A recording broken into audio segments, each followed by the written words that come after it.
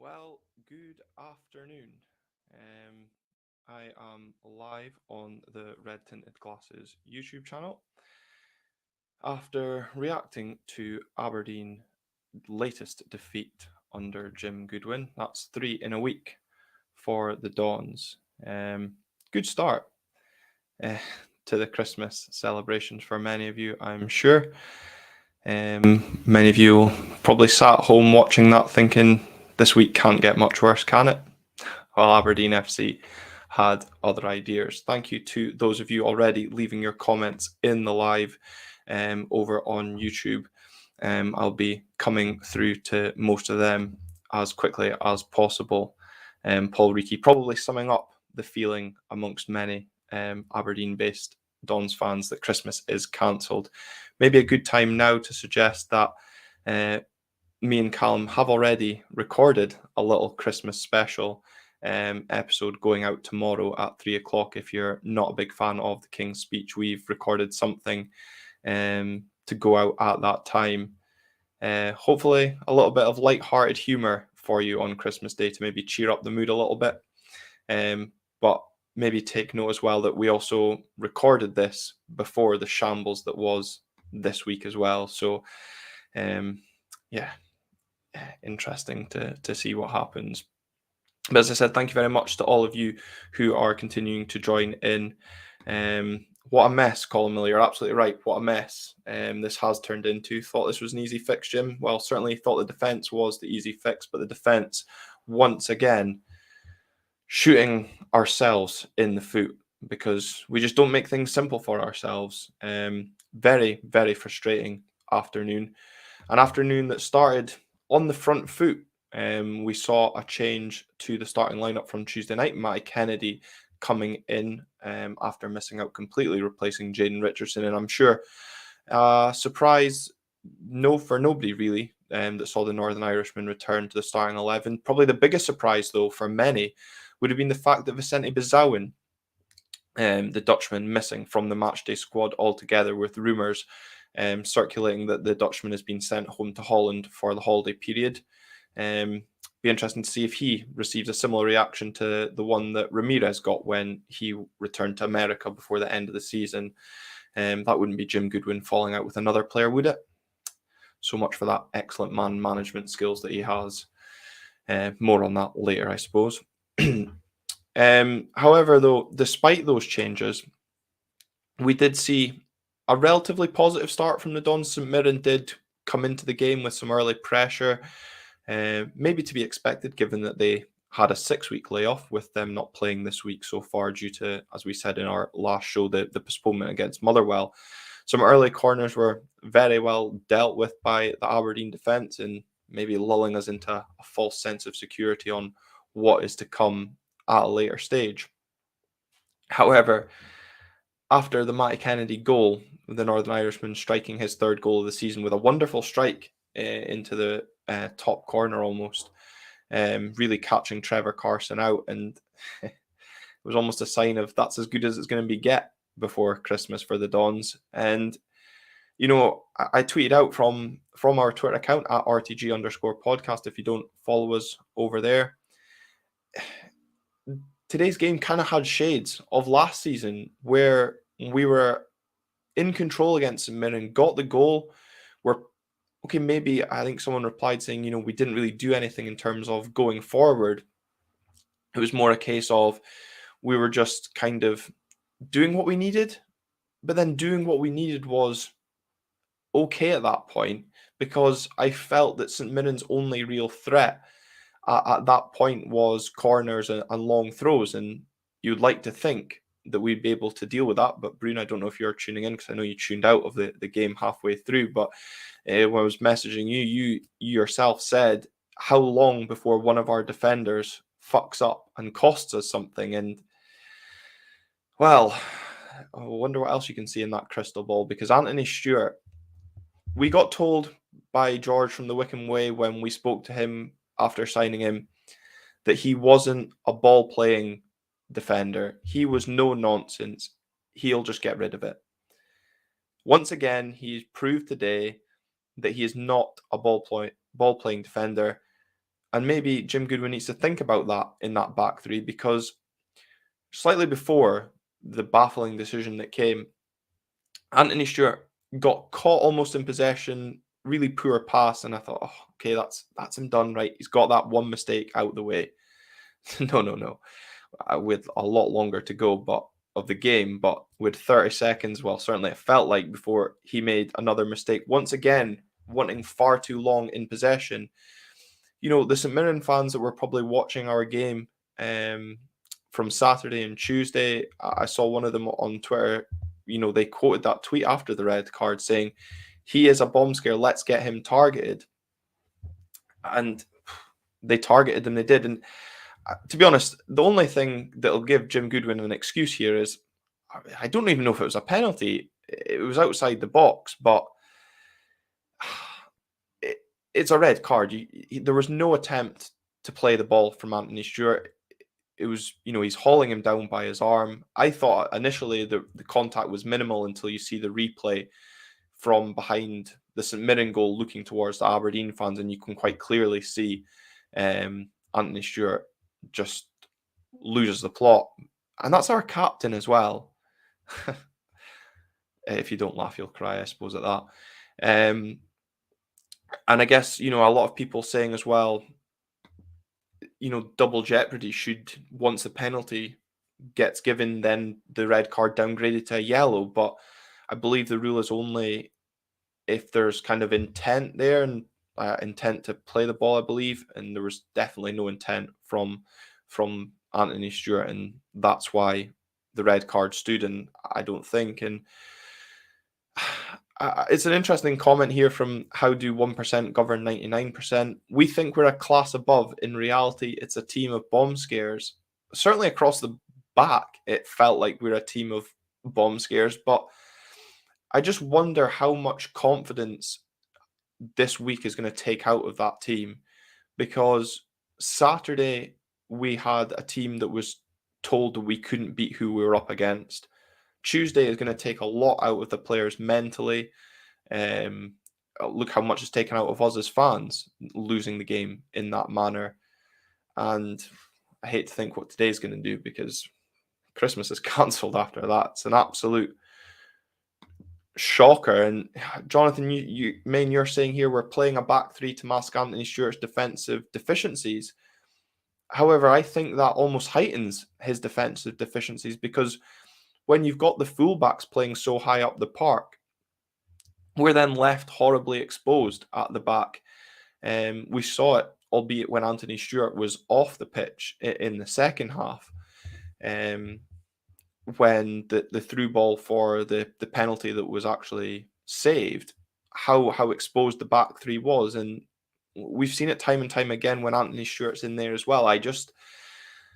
Again, Jim Goodwin said in that AGM, we're going to have to improve away from home, and we're going to be working on that during the break. Well, Callum did say in that preview for today's game, he didn't really trust that, given what we saw against Celtic. And I guess he was right not to trust that, because once again, we've not shown anything to justify that. And yes, I absolutely think you're right. We should be playing the Benny Hill music next time we're at home, and can't be bothered. Another really good point. It's bad when you miss Ash Taylor at the back. I got a lot of stick for defending Ash Taylor at points last season. I know a lot of people said we need to improve on Ash Taylor if we want to progress as a team. Is Anthony Stewart that improvement? Are we progressing? I think we all know the answer to both those questions. But I think as well, once the penalty is somehow awarded by VAR, I don't know how they've come to the conclusion that that foul, which very much looks outside the box, suddenly becomes in the box and is a penalty. I think our luck this afternoon, or certainly this week, is very much summed up by that penalty from Mark O'Hara. It hits the post and bounces back in off Kellerose's back leg, and we're pinned back and level. And just sums up where we are just now. We're not getting the break of the ball. We're not getting any luck, but we're also very much the victims of our own downfall, as shown by the way we conceded the penalty. And I said this on a previous show. I'm sure it was last week. The biggest concern for me with the sound bites that Jim Goodwin is coming out with is we are not, as a team, learning from our mistakes. Our manager is not learning. Our defense is not learning. The same thing is happening again and again. And now we are taking a depleted squad to Kilmarnock on Wednesday. And I'm sure alarm bells, if they're not already ringing amongst certain parts of the fan base, will be beginning to. And I just wonder if they're going to start ringing in the boardroom anytime soon, as well. And Graham McWilliam, absolutely right. I did touch on that as well. Stuart didn't learn from his poor pass. And it exactly makes that point I've just made. We are not learning. We are making the same basic errors over and over again. However, when we get in at half time, 1-1 down to 10 men, you think, right, we'll have a chance to regroup. Let's see if we can maybe trust some of Jim Goodwin's tactical nous. See what his game management is about. Give him maybe that benefit of the doubt, Jonathan? Although maybe that's one benefit too much. Duke was pretty much playing on one leg for about the last 10 minutes of the first half after picking up looked quite innocuous at the time, but on the replay, I'm surprised he actually played on because he just looked in a lot of discomfort. And again, goes back to that point I make about coming up to Kilmarnock on Wednesday when you're playing a plastic pitch with players that are maybe not fully fit. What does that suggest for us going forward? Bojan Miovski, I thought, was anonymous throughout. Again, this time probably through no fault of his own with the service that was being provided to him. We obviously saw Christian Ramirez come on in the second half, and again, no real service up to the American, but we just can't afford having passengers in this team, and Duke, to an extent, after that injury, was a bit of a passenger. But again, there's got to be some concern around Leighton Clarkson failing to last 90 minutes in all three games. I'm not sure, and I can't wait to hear the reasoning behind why he was sacrificed at halftime. I know Connor Barron has come in for a lot of criticism in recent weeks for some of his performances. I'm not saying that Connor Barron should have been taken off at halftime, but I didn't understand the substitution at halftime to replace Ryan Duncan for Leighton Clarkson. It didn't really make sense to me, so I'd like to hear that explanation from Jim Goodwin if there was maybe an injury there. But again, throws question marks around like what we did last week around that strength and conditioning on those players. I think further then pressure as well on the medical staff going into next week when Hayden Coulson also comes off injured. The boy just can't seem to get any luck on the injury front just now. But again, another problem when you're looking to Wednesday with an already thin on the ground squad. And back to that recruitment for defensively, we're now probably in a good way not going to have Anthony Stewart, but that means Ross McCrory is going to have to drop into centre back, probably Jack McKenzie as well in there. But that right side of our defence, we, in-depth recruitment, and that's the best that we got. Jaden Richardson and Anthony Stewart. I've not even come to Keller Roche yet, albeit to Keller, he does save a penalty and does pull off an exceptional save right on half-time to keep us in the game at half-time. But some of his decision-making in the second half left a lot to be desired as well. It'll be interesting to see those that are tuning in because there's a lot of you right now. If you're in agreement with what Jonathan Main says, or those that are maybe catching up on audio, I'll maybe pose that as a question on the audio platform. If we lose in midweek, surely that'll make the scales fall from the eyes of those still backing Jim Goodwin. Well, we did say pressure was mounting after the week that we'd already had going into this game, and it was set up for St Mirren, your former manager coming back, point to prove, and everything just fell into their hands. And the pressure is absolutely on. I said anything less than 6 before the end of the year. I knew where I was, and I just don't see Jim Goodwin knowing what to do with this squad. He went back to the point about wanting to have quality on the bench. We've gone and sent a player back to Holland. Now, if you want to believe that Jim Goodwin says Vicente Bozawan is ill, you believe that. I have my doubts around that personally. But we make 2 substitutions at half time, and only Christian Ramirez comes on in that second half when we're chasing the game at 2-1. I don't get it. Folk will argue, well, who else could we have brought on? But people will also question that lack of intent to try and change the game up. Some people will even say, well, he gave Shaden Morris half an hour against Rangers. Why was he not brought on? Why was Marley Watkins not brought on to use as a battering ram or someone to try and hold up the ball or flick that ball onto Majovski? Because despite Ramirez coming on, we still didn't see anything from the Macedonian as well. Roy Thompson, good to have you on the show, joining me today, reacting to today's defeat. Your comment here is McCrory is spineless. That's an interesting one I'm going to come on to. And Kennedy and Ramadani, the only players that get pass marks today. I wonder if anybody agrees with that. I would definitely agree with you there. I don't really think anybody else can afford pass marks. Ryan Duncan certainly tried, but should have definitely scored in that. But on your point about Ross McCrory, he put in a lot of effort, but only after he needlessly gave away a penalty. Once again, Aberdeen being caught out with a through ball in behind our defence. But for Ross McCrory, as much as he was poor for that, I've got to apportion a lot of blame on Keller Rose, because you can see on the replay, Keller's got his hands out saying, well, keeper, your ball then. And either Kell's slow to react or expected Ross to deal with it. But what's he doing? It is so poor. And thankfully, you know, we make the save from that penalty, but we're just not learning. And it's of real concern. And again, another point here about whether or not Kelrose now deserves some time on the bench. It's kind of really interesting because we're now going to be picking up on players that are performing poorly, players that have picked up knocks.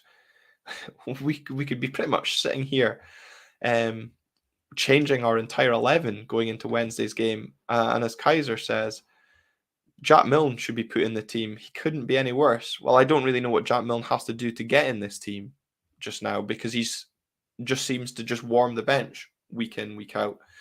And yeah, I also agree with this point here. It's harsh on McCrory given he's playing out of position, and that's why I have some degree of sympathy for him. He did look to try and influence the game towards the back end, a couple of long bursting runs. I think it was his ball that was cut back, but he just played it just behind Bojan Miovski.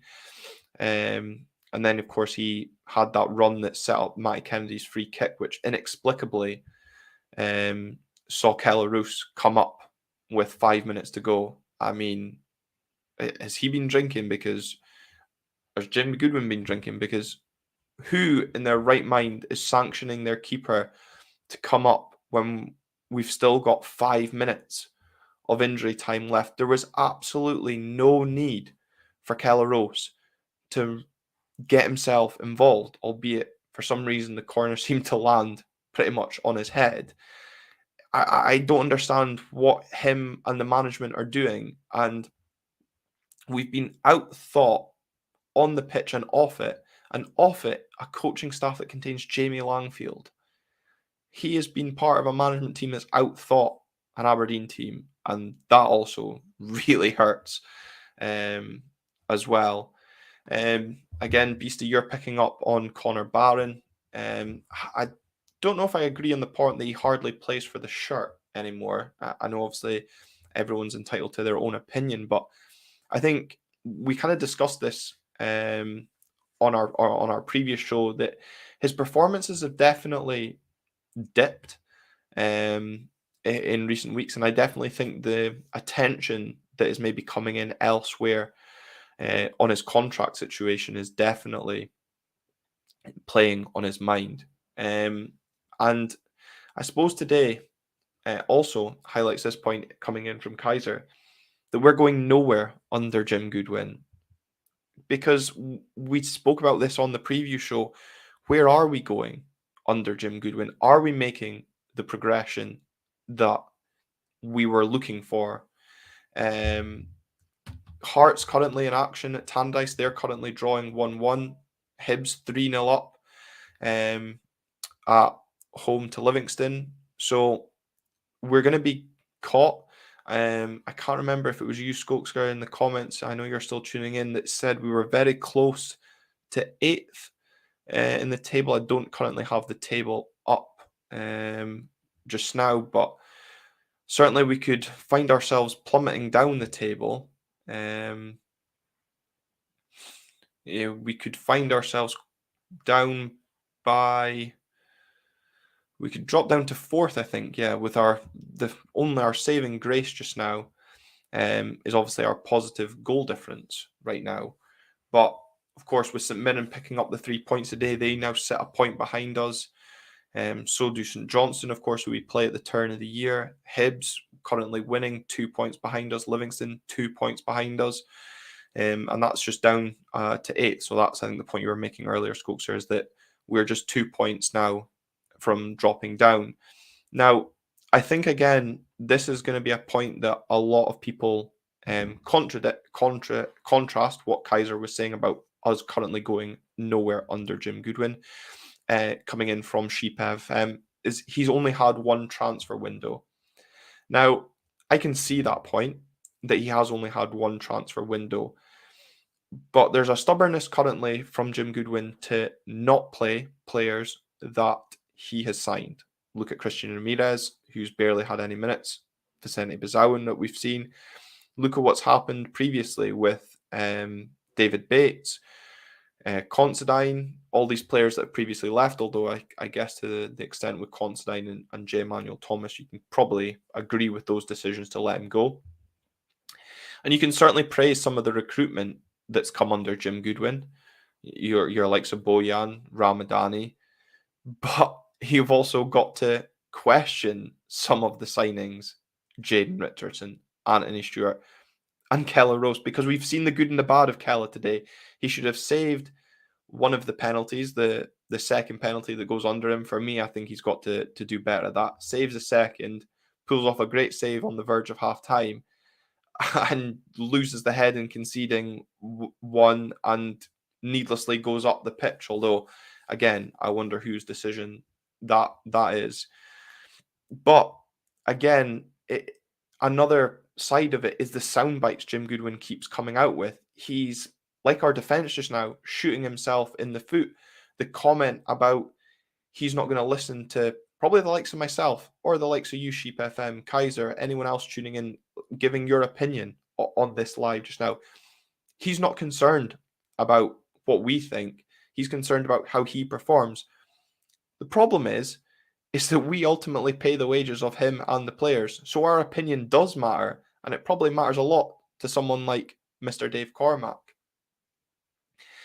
But going back to the point about him only having one window, can't be bothered is absolutely spot on. We didn't address the main problem, defence. The easy part to fix, Mr. Goodwin. We haven't fixed it. We are still conceding sloppy goals. We are all over the place at the back. It needs sorted out. That has to be the priority in January. And I also agree with this point from Roy Thompson. Why are we still taking short goal kicks? Because we don't have defensive players that can play the ball out from the back. And we saw that today. And I suppose another thing that's also piling a bit of the pressure on Jim Goodwin is these issues between the players and managers, as Jude picks up in the comments. His arrogance maybe towards some players I think it's ego. It is baffling and is also causing us a lot of problems. Um, Stubbornness, maybe, as well. Or if you want to look at the other side, it's maybe the fact that players are spitting out the dummy because they're not playing as much as they expected and not getting their head down and working as hard as the manager works. Look, I can look at it from both sides before anyone says I'm overly negative. It is, though, a huge concern because Vicente could arguably have been a player we could have turned to today. We didn't turn to Shaden Morris. We didn't turn to Marley Watkins. We turned to Christian Ramirez. But by sending him to Holland, we didn't have that option to turn to a Vinny. And again, another interesting point from Stephen Webster here about the squad always seemed imbalanced, and the problem is the defenders had no threat of being dropped. You could argue that at right back, the fact that we're now playing Matty Kennedy there, and we seem to be overly imbalanced with wingers at this club as well just now. The pressure for me now is hugely on because we once again worsened our away record, and this Kilmarnock game is absolutely huge. We could now be potentially going into the turn of the year in the bottom six. A win today would have saw us third at Christmas, yet we could be starting 2023 in the bottom six. Now, people will say that there's an overreaction on the back of this week. I personally think not really, because what we've seen this week does pull out a lot of cause for concern. Yes, this season is a work in progress. Are we doing much better than last season? On the pitch, we're certainly entertaining, yes. But the league itself is maybe showing itself up for not being that great. And I think for me, over the course of this week, today as well, especially going down to 10 men, it questioned for me, does this squad have the fight to, at least go and get a point and show that there's a bit of battle about it? And for me, that's the concern going into this so-called fight for third that we're in with Hearts, Hibs, St Mirren now, obviously on the back of their win today. Does this squad have that fight to go out and get third place? And I'm sure there'll be a few of you out here that have a lot of questions around that. Jeff Mirren, good to have you with us, regular watcher of us on YouTube. If we get to the league final, does that save Jim Goodwin's job? I think a few could argue, will he even be in the job come the semi-final if results continue to slide the way they are? And you picked up the point there. Can the players take the pressure? I think that's another question. Can they handle that pressure? Can they handle that expectation? And we saw Jim Goodwin speak about that previously as well. And this for me is a really frustrating point, but one that I think a lot of us can accept coming in from Jonathan Main. We knew at halftime we would lose that today. The team doesn't have enough character. And I was speaking to you, Jonathan, at halftime, and I think both of us had almost accepted that this game wasn't going to go the way we'd hoped for, despite us going in at 1-1. If the fans sense that the outcome isn't going to be positive, do the players have any sense that they can prevent a negative outcome? And that's really concerning. Did we see enough characters? Did we see enough players standing up, wanting to be counted on that pitch today, trying to fight for the fans and give the fans all that they want? The usual soundbite nonsense that'll probably come out between now and Kilmarnock, that we owe the fans a performance. We know how much money the fans have spent this festive period. Oh, well, stop speaking about it. Do your talking on the pitch, because I'm sick, fed up of coming on here.